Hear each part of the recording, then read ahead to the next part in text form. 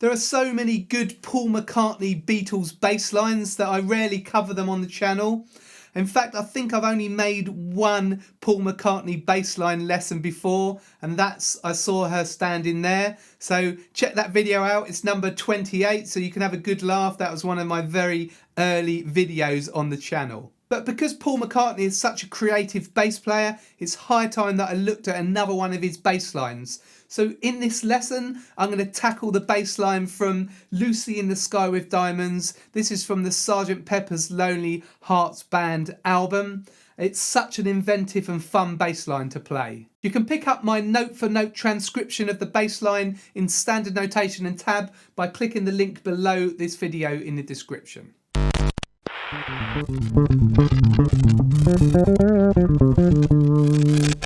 There are two particularly interesting aspects to Lucy in the Sky with Diamonds. The first one is the key. So it's in the key of A major, but it also changes key twice. Okay, it changes to B flat major in the pre-chorus and to G major in the chorus, and then it changes back to A again and does that for each section. The second aspect to this song is the fact that it's in 3/4 time. So we count 1, 2, 3, 2, 2, 3 like that. But the chorus is in 4/4 time. So it actually changes key signature back and forth between 3/4 and 4/4. So you have to count each of these sections differently. In terms of Paul McCartney's bass tone, he used a Rickenbacker bass for this album. So I've decided to use my old P bass with flat wounds so I can get somewhere in that ballpark. You can't really get the sound of a Rickenbacker unless you're playing that bass. But use any bass that you're comfortable with. Also, you can use fingerstyle or pick.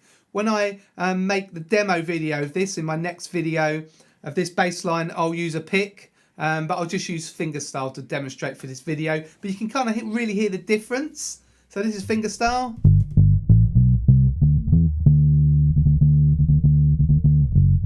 And with the pick.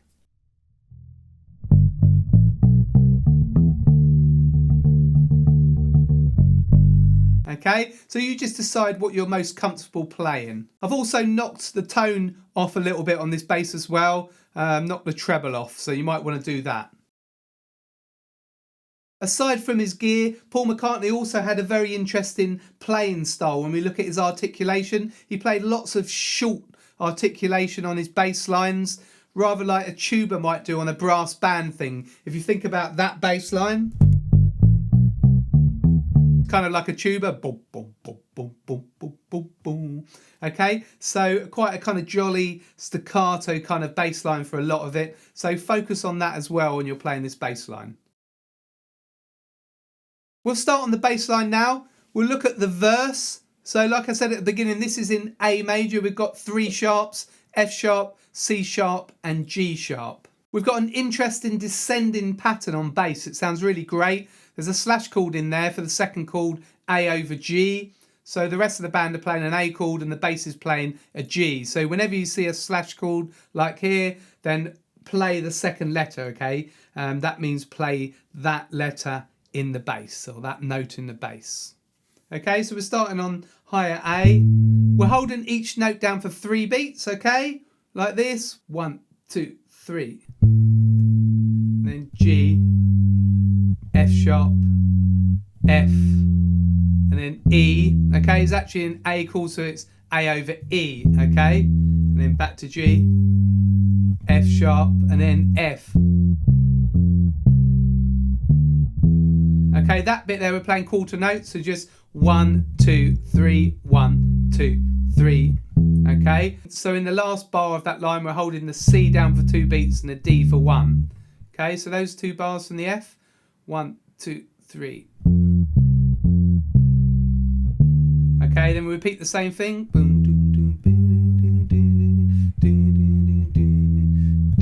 And then 2 bars of F sharp minor. Okay, we're just doing F sharp to A, okay, which is the minor third. So F sharp, A, F sharp, A, F sharp, A, okay. And stepping down, D, C. Okay, so it's quite simple there, mainly root notes. So let's try the whole of the verse. This is verse 1. Just have a listen or just try it with me, okay? After 3, get ready on A. 1, 2, 3. 1, 2.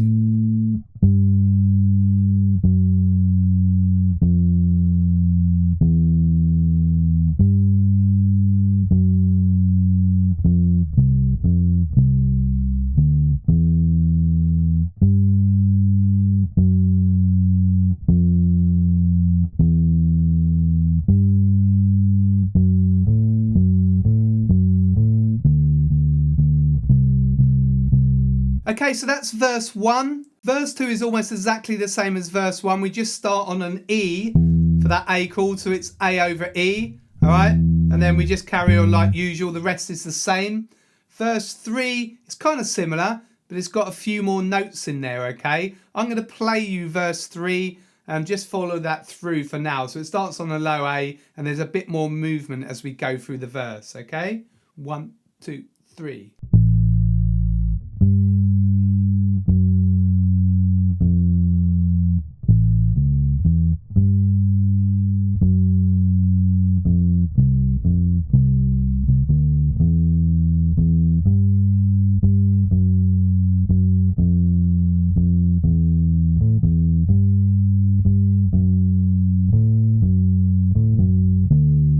Okay, so you can hear that it's similar there. There's just a lot more movement, especially in the second half of the verse.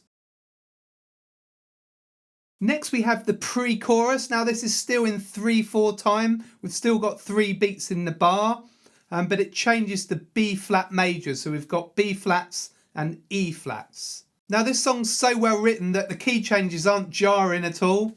You don't really notice actually until you come to kind of analyse it and play it, that it's actually in different keys. The bass line here is comprised of root notes and fifths and the odd arpeggio pattern, okay? So it's quite simple. So we start on B flat, we've just got 3 B flats, and then up to the 5th, which is F, and then on C, up to the 5th, which is G, okay? And if you look on the notation, you'll see these short notes above them. These are staccato notes, so they're short. Okay, so those 4 bars, listen to the difference in bars 3 and 4.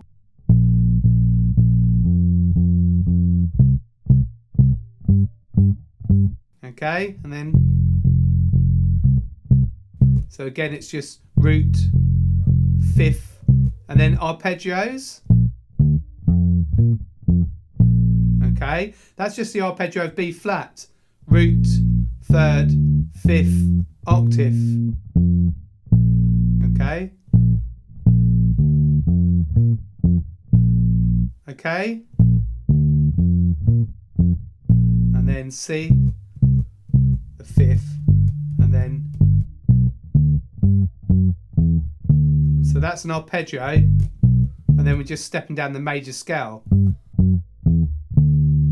Okay, and then onto the D. I'll play that for you, so again, have a listen or join in with me if you want to. Get ready on B flat, the 1st fret of the A string, and I'll give you 1, 2, 3 in. Okay, 1, 2, 3.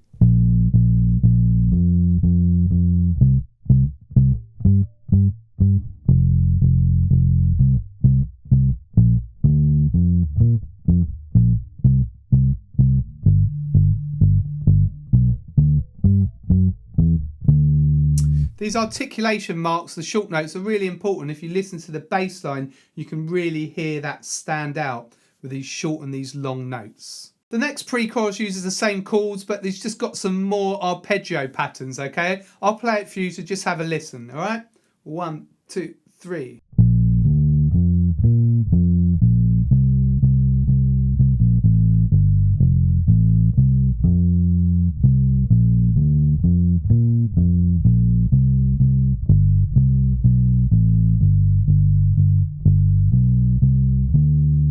Okay, so it uses the same idea really, but just more arpeggios, so you can work on that from the PDF download. The third section is the chorus. This is in 4/4 time, all right? Now, it changes to 4/4 time at the end of the pre-chorus on that D. But, bum, dun, dun, dun. Okay, so you can hear it changing. That's where it changes on the D chord. Okay, so it's like from the pre-chorus, the end of it. Dun, dun,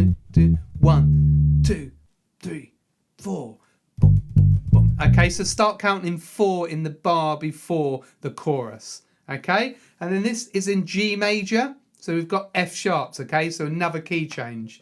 All right, we've got, okay, that's just stepping up, G, C, D. Okay, so it just goes G, C, D7. Okay, short notes as well for this bit. This is the bit that's nice with the pick. Okay. Okay, you can really hear that kind of pick sound on the recording. It's possible that Paul McCartney maybe played the other sections with fingerstyle. I'm not sure, but you can really hear the pick here on this section. Okay, so slowly, G, G, A, B, C, D, E, D. Okay, they're all the notes from G major scale.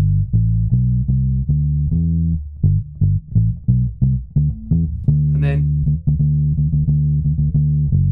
okay.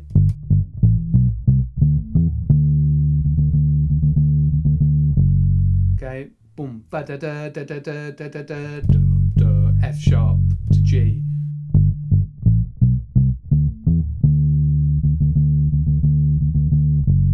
I'm going to loop those 2 bars. Join in with me if you want, or just listen. 3, 4.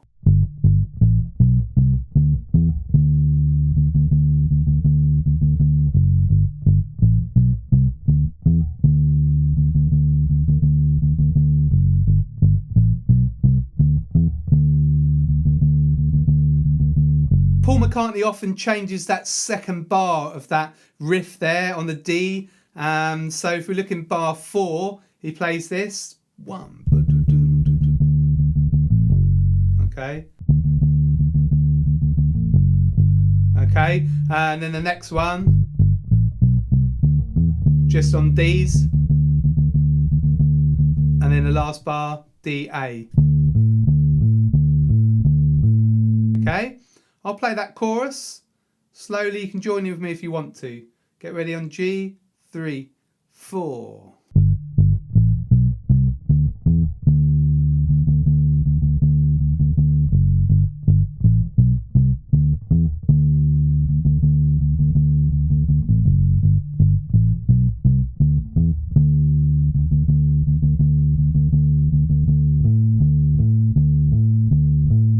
Okay, that's chorus 1. Chorus 2 is slightly different, okay? We've just got these different variations on the D bars. All right, I'll play it for you.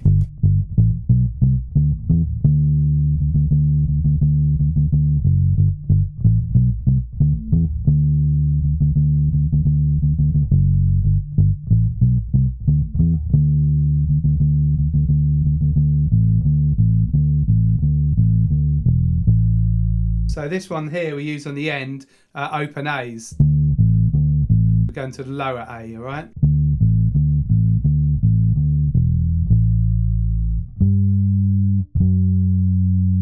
And into the verse again. Now the last chorus where we go into the outro is more of the same. I've noticed some slides more here on this section. Listen to this at the end of these 2 bars.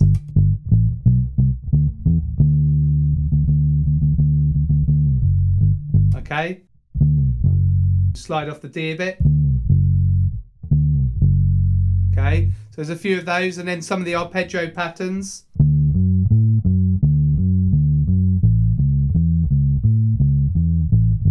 So that's really, really nice arpeggios there. Triads, just root, 3rd, 5th, and then root, 3rd, 5th, and then octave. So they're just the notes from the arpeggio. Paul McCartney uses arpeggios a lot, or chord tones quite a lot. So it carries on like that, and right at the end, as it fades out, it's pretty quiet. There's these high F naturals there. Okay, those 2 bars.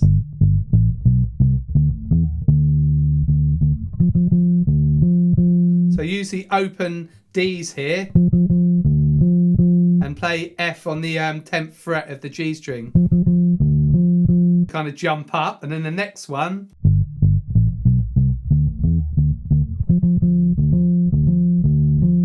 So again, we're just using these open Ds and these F naturals. Okay.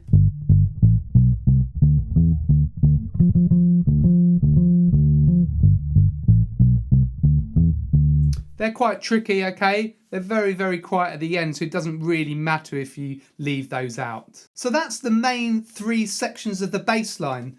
Remember that Paul McCartney in a lot of his bass lines would just vary each section slightly. So when he plays the choruses, for example, he'll just vary them each time. Now it's really good studying his bass lines because you can learn how to be creative and how to kind of develop your bass lines throughout a song by looking at how he does that. I'd love to hear what you thought of this lesson, or if you've got your own favourite Paul McCartney bass lines that you'd like me to cover. Leave me a comment below and let me know, and you never know, I might feature your choice in a future GBS video. If you felt you got value out of this lesson, you can always buy me a coffee. They're $5. The details are on the bottom of the screen here, or if you look in the description, you can click a link and pay that way. You can really help me out by liking and sharing this video and also subscribing to my channel. And don't forget to check out my website, gbshed.com. I've got details of my bass courses, bass books, my merch, my membership, one-to-one lessons. You'll find everything there. So it's gbshed.com. This is Greg from Greg's Bass Shed. Hopefully see you very soon in the next video.